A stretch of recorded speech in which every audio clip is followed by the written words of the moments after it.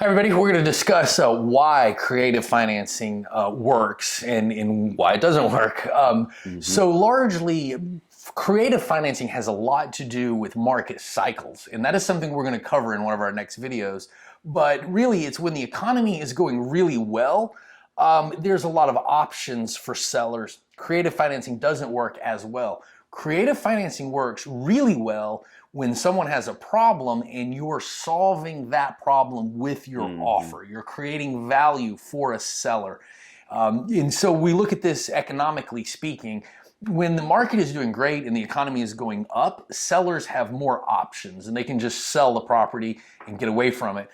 We always kind of joke on the upside of a market, we say a property that has some repairs and maintenance needed is value add. Well, on the downside of a market, we say it's a distressed asset, right? Yes. It's funny. It's the same property, same repairs. Write and those maintenance. down. Yeah. Value add and distressed. You're going to hear that used interchangeably. Right now, Right. they're still value add where we are in the market. We're in the right? value add cycle, right? Yes. So when we go into the recession, we're going into the distressed asset section, portion of the economy. The reason that the distressed asset comment is important is because that's actually what the lenders start saying. And the lenders are the ones that largely control the market, more so than you might realize. And so in this kind of downturn of an economy, lenders move to protect themselves. And what they do is they have a flight to quality. They will start lending less on distressed assets. They don't like value add. They don't believe in the market as much. Therefore, you're looking at a property and the seller is wanting to sell this property. Let's say Gino wants to sell me a property and Gino's asset is somewhat distressed. You know, maybe the occupancy is not great. It needs some repairs and maintenance, things of this nature. And the lender, you go to buy the property and you go to get a mortgage and the lender says, hey, we're really not interested in financing this asset, or we're only going to give you, let's say, 60% loan to value. You know, the amount of money they're willing to lend is going to be a lot less. You go back and analyze the deal and say, well, the deal doesn't really work with that kind of loan. Now we have a problem. And that's when creative financing really becomes prevalent, is when we have these assets that are not perfect. We won't say junk, and I'll address that in a second, but you know, something that does actually have some value add. The lender disagrees. You really can't get a mortgage, and the seller needs to sell. So one thing you have to make the seller understand is that when lenders pull back, that's an everybody problem. That's not specific to you, the buyer in this scenario. Any buyer that shows up is pretty much going to get that same mortgage. It's not really a great mortgage. And so it's about educating those sellers that you know, there's an issue, debt has pulled back, and that your offer is going to solve their problem. That's when creative and seller financing really works, is when there's a lot less lending options in the world. And that's what we're about to see in the upcoming market cycle. We're recording this in 2020 right now. I believe we're pretty much at the peak of a market cycle and looking to kind of go down. Technically, we're in a recession. You know, I think this is probably one of the weirdest recessions we've ever been in. Yep. No comment. But, you know, going forward, we're really going to see creative financing becoming a prevalent concept, which is why I decided to write the book now and to bring this information out now. As I said in the beginning, I've been through other market cycles and I know it's coming up. So why does it work for me? A couple of things. Number one, at the Jake and Gino boot camps, Bill really touches upon debt. Debt is the circulatory engine of the economy. Debt is forward-looking, right? They're looking into the future and they're seeing what's going on with all their analytics, so they're starting to pull back. As they start to pull back, sellers are having bigger problems selling their property. At Jake and Gino, we've coined the term mom and pop apartment owners.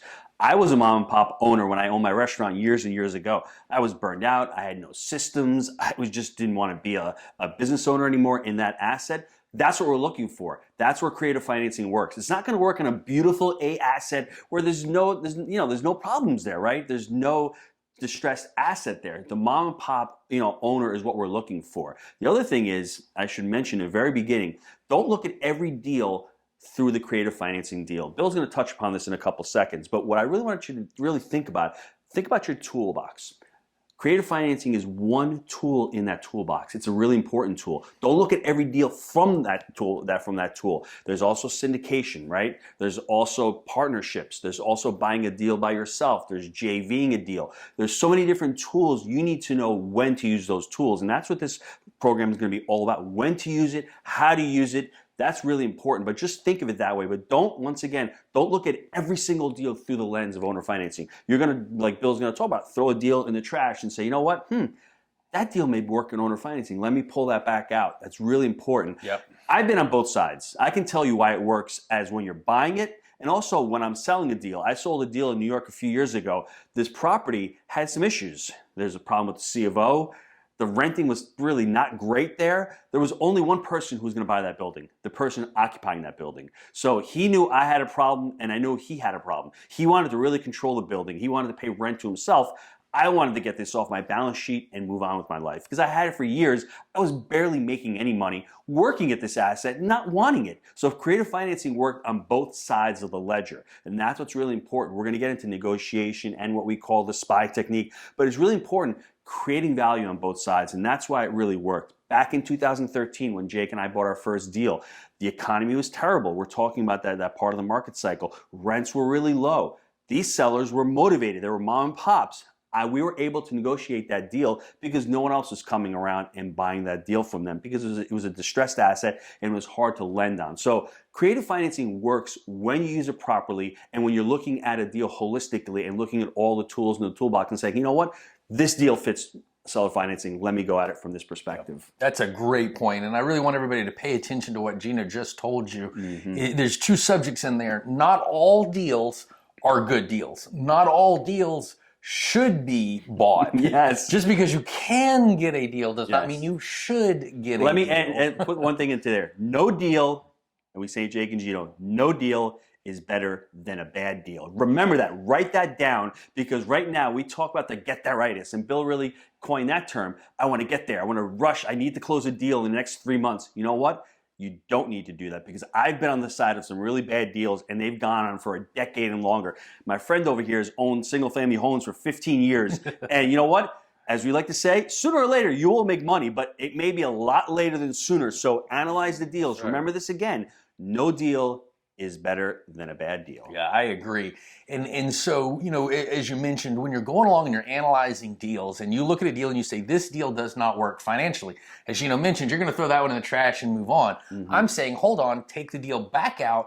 Let's reanalyze that deal from the perspective of creative financing. Let's pull out a few more tools to see if we can make this a good deal. If the answer is no, then put it back in the trash and keep going. The point here, and what Gino's trying to tell you, is that creative financing increases our probability of closing. That is it. Yes. It is just more tools to make probable a closing. That is all. It's not, what we don't want you to do is to run around and say, I'm only going to do lease options. I'm only going to do deals that are seller financing. You're taking tunnel vision. And you may miss deals that are actually good deals. Yes. So these tools just increase the likelihood of a deal closing. They do not make deals from bad to good. They just create options. And so again, we don't want you to think, well, I'm only going to do one way or the other. That's not a great point of view. So look at all deals, analyze deals just the way that we teach you to do in our other courses and at our boot camps. Use our template. Deal doesn't work. Stop. Let's think creatively. If there's a problem, you can make an offer that solves a problem, then you have a deal. If your offer does not solve a problem, it's still a bad deal. Now put it back in the trash and move on. So one word that I want you to really focus on, mailbox. Mailbox money. Bill, let's talk about that. Down below in the comment section, just type in mailbox money. I'm going to share with you one of the deals that I created. And I was a seller finance. I sold the property every month. I'm collecting money. It's an annuity coming in every month. And you know, sometimes when we look at a deal, we only worry about ourselves. But what about that person on the other side? My motivation was to sell the property, not be a landlord anymore, and collect money every month and not get a big check where I would pay capital gains on it. I don't mind deferring my money every month and getting that monthly check. You want to discuss that? Yeah, that's the positive side of doing creative financing. We've kind of focused on solving problems. Well, that is one aspect, but the other aspect, as you're mentioning, is creating value for a seller. Sometimes a seller just doesn't want to pay capital gains, as you mentioned, and they know if they sell this property, maybe they've owned it for 10, 20 years, they have a lot of equity, that's going to be a big tax hit. So sometimes we can actually use creative financing to mitigate tax burden or liability for a seller. and still allow them to get that monthly mailbox money. And we'll talk about how we get that for them. But it's a very, very important point of view. We're not always dealing with negative situations in creative financing. Sometimes we can really create some positive situations. And we'll give you a little more detail on that in the next few sections. So down below, any questions, leave them in the comment section, and we will see you on the next video with the 3 pillars of real estate.